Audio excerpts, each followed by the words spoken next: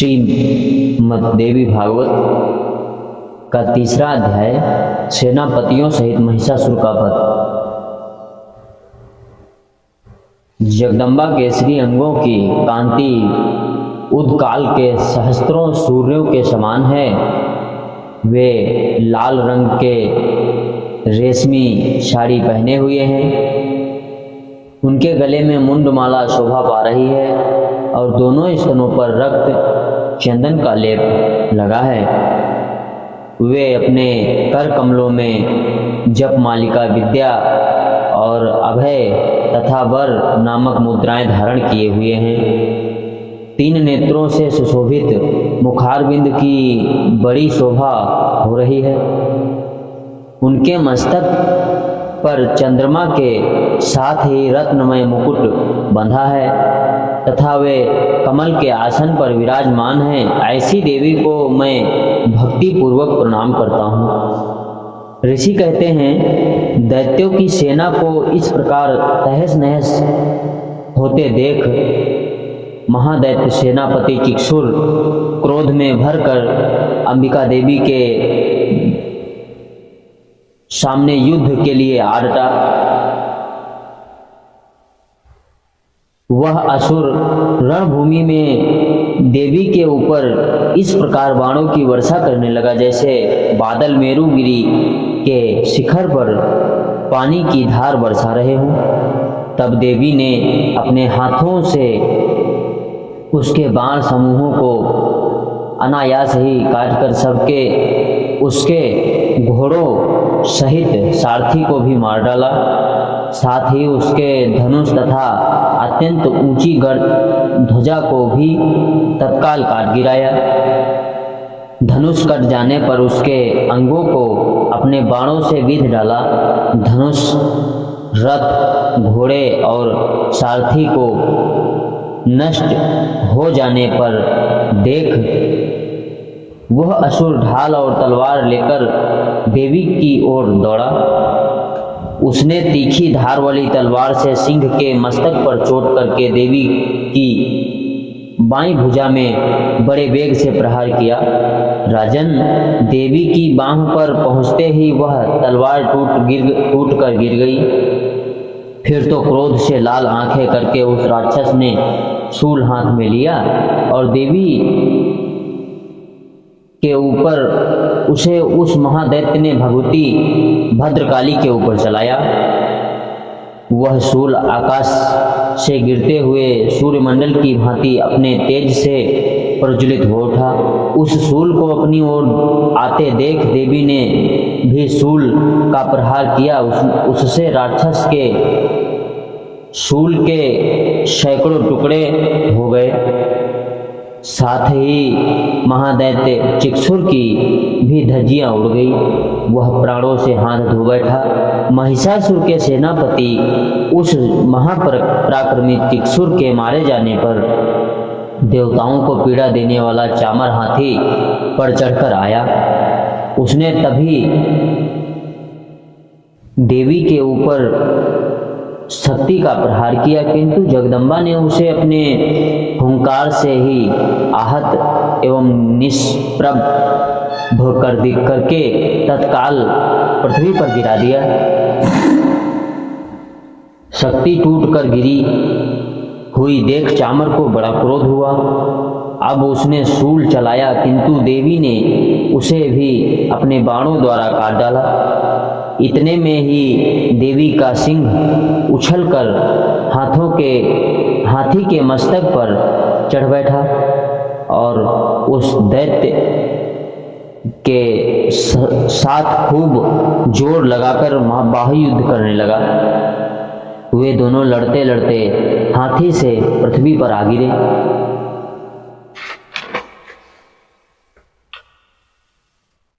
और अत्यंत घोर क्रोध में भरकर एक दूसरे पर बड़े भयंकर प्रहार करते हुए उछलने लगे, लड़ने लगे।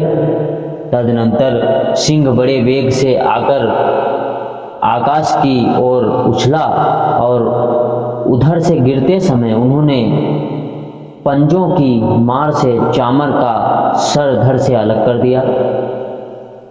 इसी प्रकार उदग्र भी शिला और वृक्ष आदि की मार खाकर रणभूमि में देवी के हाथ से मारा गया तथा कराल भी दांतों, मुक्कों और थप्पड़ों की चोट से धराशायी हो गया। क्रोध में भरी हुई देवी ने गदा की चोट से उद्दत का कचूमर निकाल डाला। भिंदीपाल से वास्कल को तथा बाणों से ताम्र और अंधक को मौत के घाट उतार दिया। 3 नेत्रों वाली परमेश्वरी ने त्रिशूल से उग्रवीर तथा महाहनु नामक दैत्य को मार डाला। तलवार की चोट से बिडाल के मस्तक को धड़ से काट गिराया। दुर्धर और दुर्मुख इन दोनों को भी अपने बाणों से यमलोक भेज दिया। इस प्रकार अपनी सेना का संहार होता देख महिषासुर ने भैंसे का रूप धारण करके देवी के गढ़ों को त्रास देना आरंभ किया। किन्हीं को थूथुन के मार से, किन्हीं के ऊपर खुरों का प्रहार करके, किन्हीं को पूंछ के चोट से पहुंचाकर, कुछ को सिंहों से विदीर्ण करके, कुछ गढ़ों को वेग के, किन्हीं को सिंह के नाद से, कुछ को चक्कर देकर और कितनों को ही निश्वास वायु के झोंके से धराशायी कर दिया। इस प्रकार गढ़ों की सेना को गिराकर वह असुर महादेवी के सिंह को मारने के लिए झपटा। इससे जगदम्बा को बड़ा क्रोध हुआ। उधर पराक्रमी महिषासुर भी क्रोध में भरकर धरती को खुरों से खोदने लगा तथा अपने सिंहों से ऊंचे ऊंचे पर्वतों को उठाकर फेंकने और गरजने लगा। उसके वेग से चक्कर देने के कारण पृथ्वी क्षुब्ध होकर फटने लगी। उसकी पूंछ से टकराकर समुद्र सब ओर से धरती को डुबोने लगा। हिलते हुए सिंहों के आघात से विदीर्ण होकर बादलों के टुकड़े हो गए। उसके श्वास की प्रचंड वायु के वेग से उड़े हुए सैकड़ों पर्वत आकाश से गिरने लगे। इस प्रकार क्रोध में भरे हुए उन महादैत्य को अपनी ओर आते देख चंडिका ने उसका वध करने के लिए महान क्रोध किया। उन्होंने पास फेंककर उस महान असुर को बांध लिया। उस महासंग्राम में बंध जाने पर उसने भैंसे का रूप त्याग दिया और तत्काल सिंह के रूप में परिणित हो गया।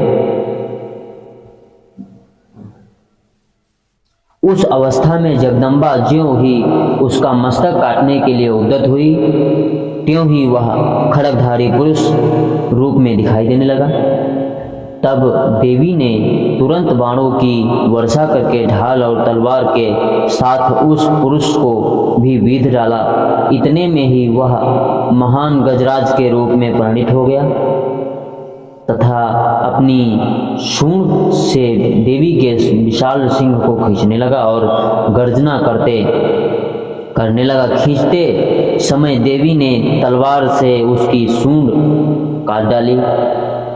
तब उस महादैत्य ने पुनः भैंसे का शरीर धारण कर लिया और पहले की भांति चराचर प्राणियों सहित तीनों लोगों को व्याकुल करने लगा। तब क्रोध में भरी हुई जगन्माता चंडिका बारंबार उत्तम मधु का पान करने और लाल आंखें करके हंसने लगी। उधर वह बल और पराक्रम के मद में उन्मत्त हुआ असुर गर्जने लगा और अपने सिंहों से चंडी के ऊपर पर्वतों को फेंकने लगा।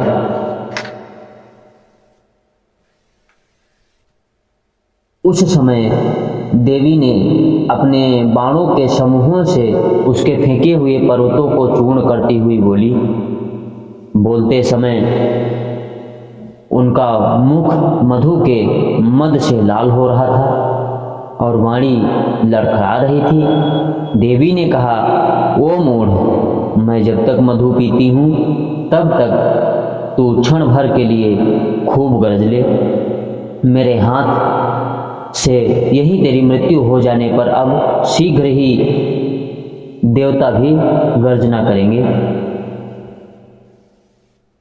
ऋषि कहते हैं, यूं कहकर देवी उछली और उस महादैत्य के ऊपर चढ़ गई।